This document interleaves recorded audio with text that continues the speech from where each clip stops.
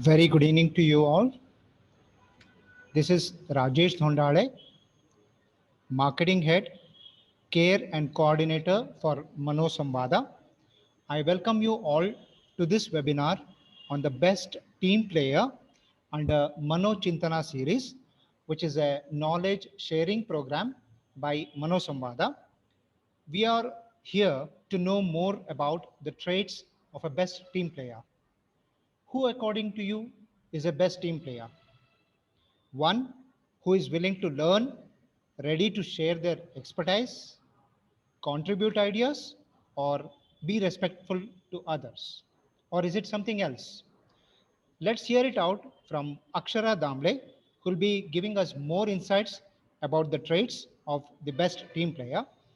Akshara Damle is the founder of Manosamvada, psychologist, TEDx speaker, graphologist, NLP coach, international trainer, life coach, public speaker. I am privileged to welcome Akshara to help us understand more about today's topic, the best team player. Over to you, Akshara. Thank you so much, Rajesh, for your kind introduction. And I'm very excited to speak about this very interesting topic, the best team player. Well, whenever we hear the term team, or whenever you are going to hear a speech about team or something related to team, what are the questions that come to your mind? What is a team? Of course, yes, this question certainly comes there. Why team is important? How to build a team or lead a team, where and all you can see a team, which kind of a team is the best, isn't it? Yes, these are the questions that come to our mind, but today we are not going to discuss any of these questions. Why? Because today's topic is the best team player. We are going to dissect the traits of a good team player. We are not here to discuss what are the different types of team that we can form to make them high performing, but we are going to talk about the individual traits as well as skills of the best team player.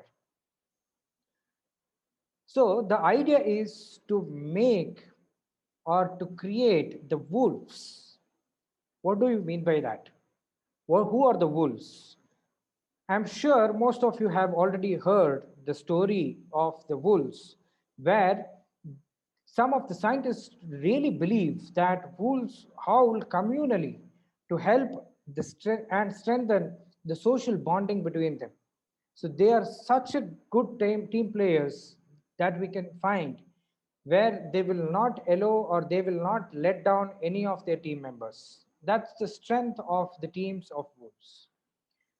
So before getting into understanding different traits of a team player, let us understand what are the different constraining team players that we can see in general.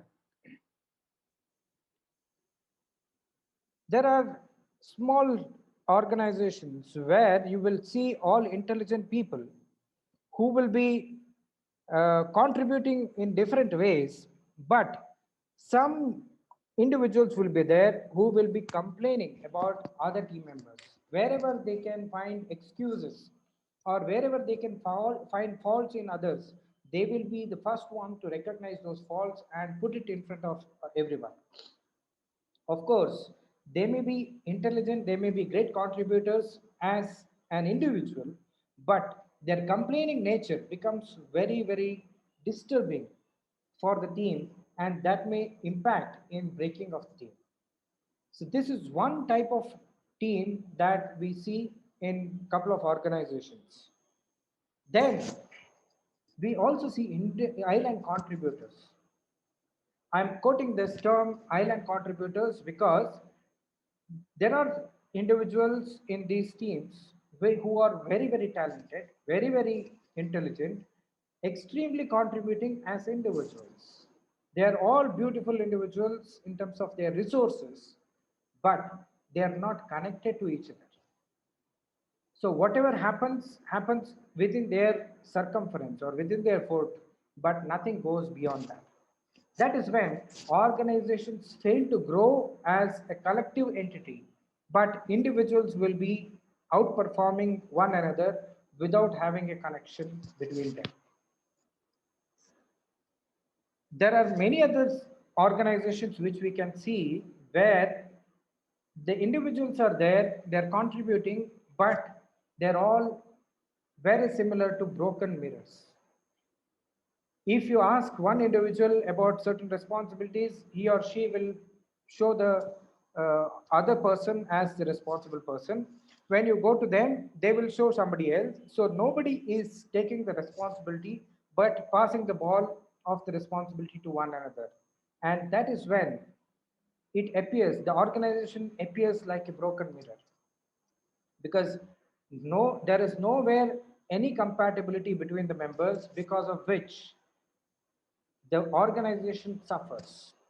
Will you be interested in looking at yourself through a broken mirror? No, right? In the same way, other people will not be interested to engage with any organization which looks like a broken mirror.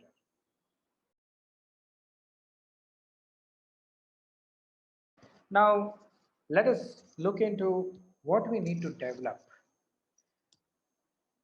Generally, what happens is we try to develop teams, but what I am stressing today is we need to develop the team players in the first place. So then the question is, who is the best team player? Who is the best team player?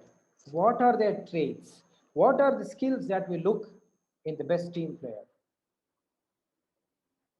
Well, if we have to broadly categorize, then we can look the traits and skills in three categories. One is intrapersonal, second is interpersonal, and the third is mixture of inter and intrapersonal.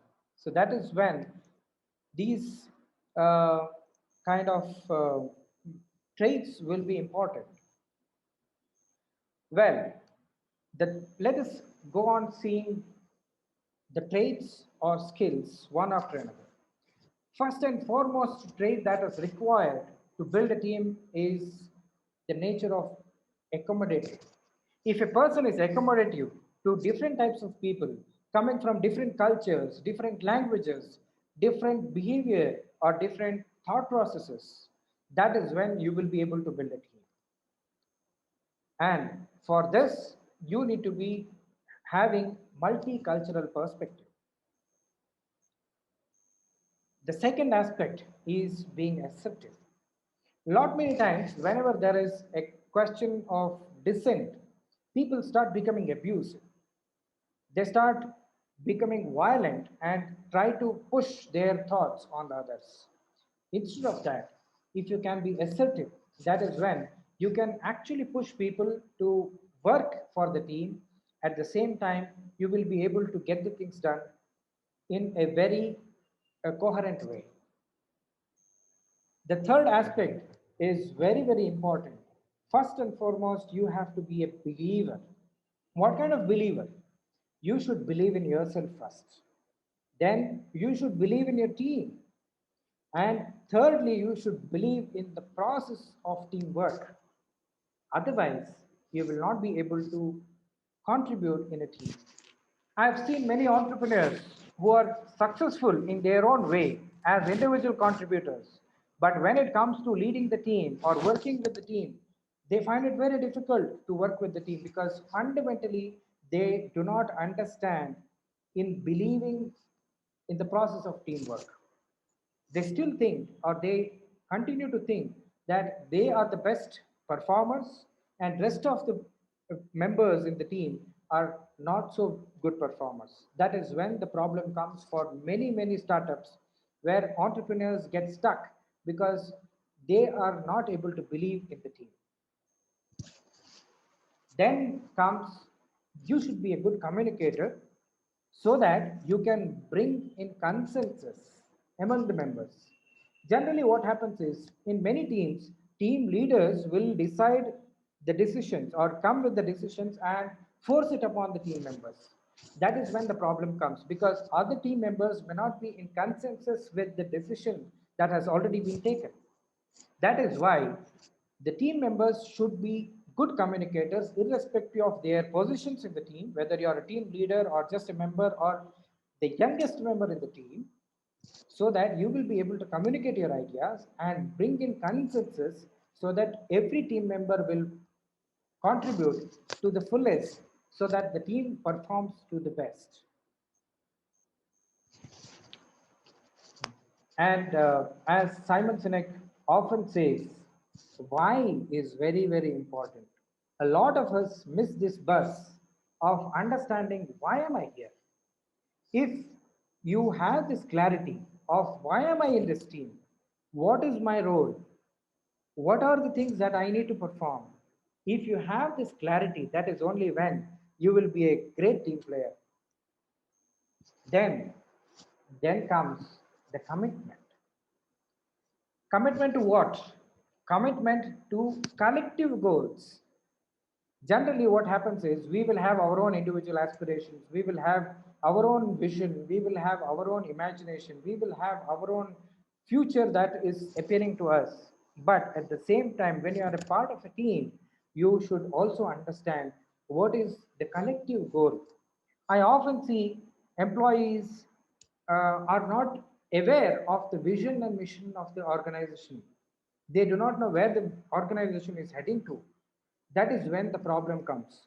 That is why, if you are a team member, or if you want to become an effective or best team member, that is then you will have to understand what are the collective goals that we need to achieve as a team. And when you are aware of the collective goals, and when you have that commitment for this collective goals, that is when you will be able to take decisions in the interest of the team. There will not be any selfishness in taking the decision. Always your decisions will be in the interest of the team. Very often you can see in teams, in organizations, smaller organizations, there will be such individuals who are extremely performing, extremely talented, but the only problem that they will have is they will not be ready to share their knowledge with their members or with their subordinates. Whatever has to be done, the team will have to be dependent on them. If they are there, then work will happen. If they are not there, then the whole team will get stuck. So that is when the problem comes. If you Unless you are an enabler where you will teach the skills or you will train your members on certain skills that you have, that is when people will or the team members will be able to learn them, and the whole team will be able to perform the functions even when you are not available at that moment. So be an enabler so that you will help other members also to grow, also to learn, also to perform in the team. Becoming grounded is not so easy because we are all human beings and most of us do have ego issues. If you see so many teams, if they have broken, that is primarily because of the ego issues of the individuals in the team. When we break this ego, in Indian terms, we call it as ahankara. The moment we break this ahankara from ourselves and be grounded, that is when team will start racing. Unless the members of the team are grounded, you cannot raise the team to the sky. Giver, what a beautiful trait one can have. The moment you start giving to other people, that is when you start gaining from them. And with the same intent, we are also conducting this webinar for free for all the members or all the people out there, because we want to share our inputs or our knowledge, that whatever we have, so that people can benefit out of it. And when you give without any hidden agenda or without any intention, that is when you will be able to give in the truest sense. And that is when the whole team will get the best out of it. As individuals, as performing individuals, you will have to grow. And if you have to grow, then you will have to learn. Unless you have keenness to learn, you will not be able to grow, and you will not be able to build the team in a different or in a better way. And for that, you also have to be a great listener. Unless you listen to people, unless you listen to their issues, unless you listen to their ideas, you will not be able to create a space for everyone to speak their heart, to speak their mind, and give the best of their ideas so that team can benefit out of it. At the same time, you should be neutral in your opinions. First and foremost, you should have an opinion about certain issues from a very, very neutral perspective, which means even if a person who is very close to you is involved in the issue, you should be able to give a very, very neutral perspective or neutral judgment so that the team will believe in you, the team will understand, or team will be able to maintain high ethical standards. Plasticity. This is also a very important term where we use it in psychology. It is the ability of an individual to adjust or accommodate changes in his or her circumstances. So, if you are able to accommodate yourself to the change, if you're able to adjust yourself to the change, or if you can transform yourself to the change, a positive change rather, that is when you can evolve faster.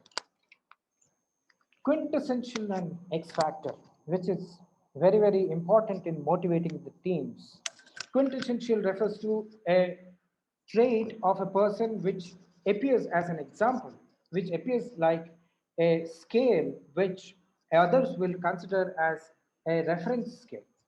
So this is again, if imagine if a team has everyone with quintessential abilities or quintessential traits, that is when the team will grow, team will inspire each other, or the members of the team will inspire each other so much that the momentum of the team's growth will be much faster.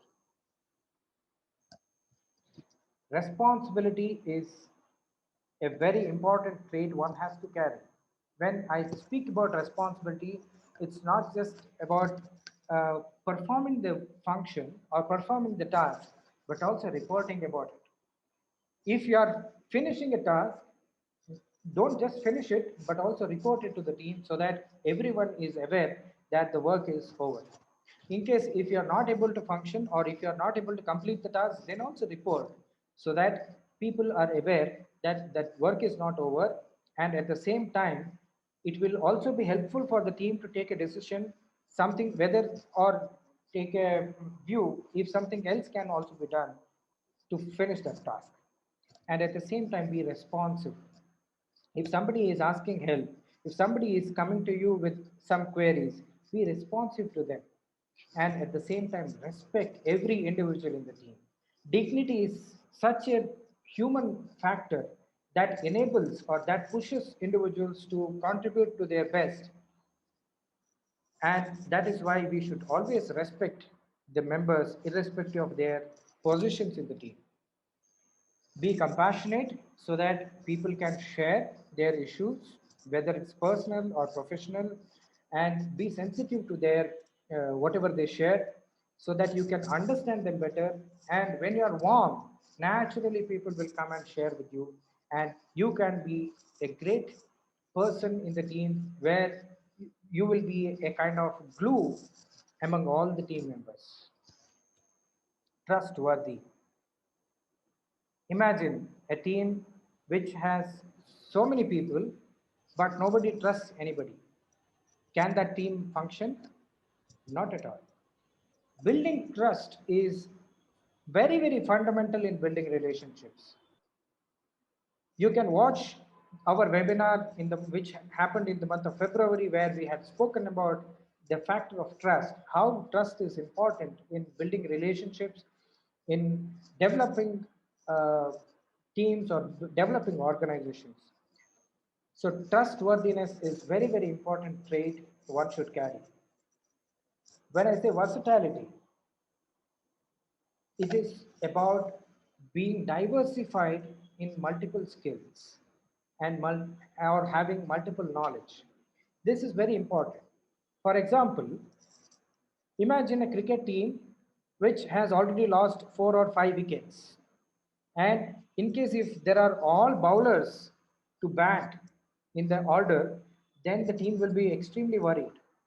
But if there is an all-rounder in the sixth position, then team will still have a faith that things can turn around because there is a batsman or there is an all-rounder there who can bat well as well as bowl. So versatility will help in filling up the gap whenever there is a crisis in the team. And the more versatile people you have, the better sustainability of the team. So please ensure that you have skills in at least 3 to 4 areas so that you will be able to contribute in a better way. Youthful and zealous. Unless you have high on energy, you are high on energy. Unless you have that enthusiasm to contribute in the best way, you will not be able to influence others. You will not be able to raise the energy level of the team. You will not be able to get the best out of the team. So be youthful and zealous. That is when you will be able to get out of the team in the to the highest level. One of my reflections is the major mistakes a lot of organizations do is they form the team first, then expect people to work within that framework. This is in the Indian context what we can relate to this phenomena is generally if you have an irresponsible son, then the parents think let us get him married so that he will become responsible, which is a blunder that they are doing or they would be doing. Because unless you make him responsible in the first place, even after getting married, he will remain the same. So if you want to build a team of high performance, then you will have to inculcate the traits of the best team player and then form a team. Otherwise, what will happen is you will form a team and then think of team building training, which will not be that effective because the team members are not having the traits of a team member or best team player. So we have to reverse the process.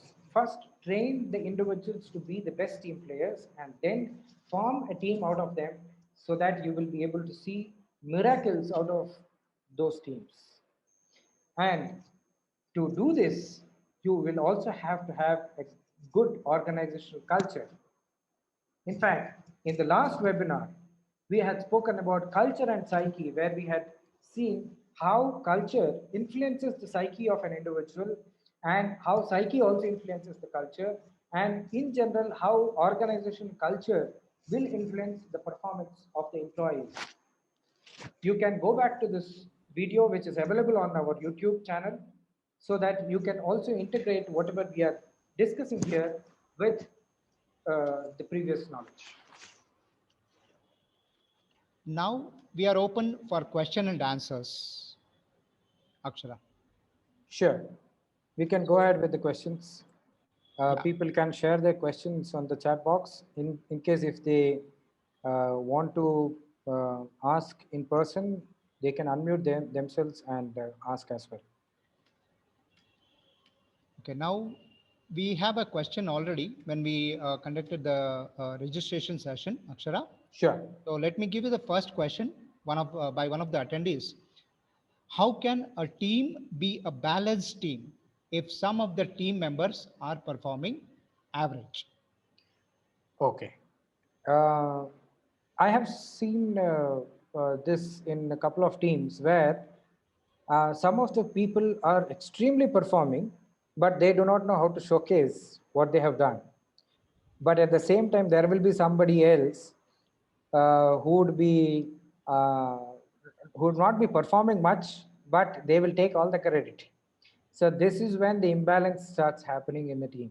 So I think the team should be very democratic and it should be mostly horizontal except some kind of hierarchy there so that everyone will be given certain specific tasks. Here, I would like to bring in the concept of division of labor, which was initially proposed by Emil Durkheim, a sociologist. If the team is able to divide a task in equal proportion to all the members, that is when you will be able to have a check and balance on each of the members. so that you will have, or you will be able to bring a balance within the team. I think that is the fundamental thing that any team has to do. Great. Thanks for your answer, Akshara. Now, we have another question from one of the attendees, that is how to improve team coordination. Well, uh, for this, my simple suggestion is, what lot many times what happens is, in a team meetings, they generally speak only about the task, their goals, the timelines that they have to reach, everything. But fundamentally, we are missing out one simple point, that we are all human beings. That connection is not built in the first place. Nobody asks, how are you doing? How was your day? Or how was your week? And are you going through, or if anybody is going through a hardship, whether it is in his or her life, personal life or professional life, uh, I mean, people do not empathize. Do not show that compassion. That is when the coordination in the team misses out, because the person in the team will feel, I'm going through this shit, but nobody is bothered about it. They are only asking about meeting the goals, meeting the timelines, or meeting the deadlines. That is why I always say, whenever you have team meetings, at least dedicate 10 to 15 minutes of time to ask about everyone's mental well-being, everyone's emotional well-being. That is when you will be able to see a greater team coordination as well as greater results in the teams. And we have a question by Amaresh. Akshara, Yes. I would love to hear your take on the term one man army. Oh, wonderful question. It is, I would relate this with a team within one individual. So one person is playing multiple roles, and it is very tedious task to do it, because I have seen the one-man armies or people who do function in that way. They themselves handle everything in their business or in their task, and uh, for such people, it is always, I always advise to have one mentor or one life coach, so that they will be able to understand or reflect whatever is happening in their functioning. Because when you are a one man army, you are so occupied with so many tasks within a day, that you will not get time to see what am I doing. Or I will rephrase that question, in whatever I am doing, what am I really doing? So this is my take on one man army. Okay, and there is one more question by Sudhir Joshi. Yes. Will individual performance be reduced while working as a team player? Okay, there are two categories of people. Some people always want to work in a team. They don't want to work individually. And there is another category of people who always work they are only individual contributors. They cannot work in a team. Now, what happens is, if you are putting an individual contributor in a team, then that person will be clueless how to accommodate inside this team. And that is when they need this kind of training, where they can develop those traits and skills to be a team player. Otherwise, certainly their performance will get hampered, because they do not know how to work in a team, and they do not also understand the importance of a team. So in such scenarios, certainly the organization will have to take a stand or take an initiative to train them in the first place to become a team player. Okay, we have two more questions. Let me see if we can accommodate Akshara. Sure. So there is one more question: how to go further when you have difference of opinion? Yes, this is very important question, because these are the areas where teams start breaking up, conflicts start within the teams, and that is when the harmony inside the team is broken. Very simple idea is, if you have a difference of opinion, a team should give that space to share it. irrespective of whether it is a valid point or not so valid point. For that, every team member has to be a listener, which the trait that I mentioned earlier. If every team member is a listener, not necessary that you have to agree with the other person, but if you're able to listen to his or her perspective, that is when uh, you can see the positives and negatives or kind of possibilities in their opinions. So it is the responsibility of the whole team. I would not call it as team leader alone, but the whole team to become more listeners so that differences of opinion can be shared there and then come to a coherence. Wonderful. And I think we'll take the last question for the day, Hmm. which is by Vidya. What method would you recommend to align the team in which there is a big age difference among members? Ah, so beautiful question. Because whenever there is a team member who is extremely experienced in terms of age, and when they have too many young people in their team, they find it very difficult to accommodate themselves in the team. There are two reasons primarily. The person who has a lot of experience always thinks that the youngsters won't respect or won't consider his or her experience. And at the same time, they think the youngsters are mm, of not so useful for the team. And the youngsters think these are all people from old school, and that is why uh, they will not be able to contribute much because the age we are in a very dynamic age, so we will be moving so fast that the older people will not be able to catch up the pace of the world or the changing world. This is a misnomer actually, because I have seen a person who is 74 years old mingling with very young group and contributing there with all his experience, so that the whole young group became more lively and young people also understood what are his experiences. So bridging or aligning the members from different age groups is fundamentally through emotions. If you are able to connect individuals through emotions, then you will not have any rift in the teams. So don't try to blend them through logics. If people say I have so many years of experience, then other may say those experience may be outdated.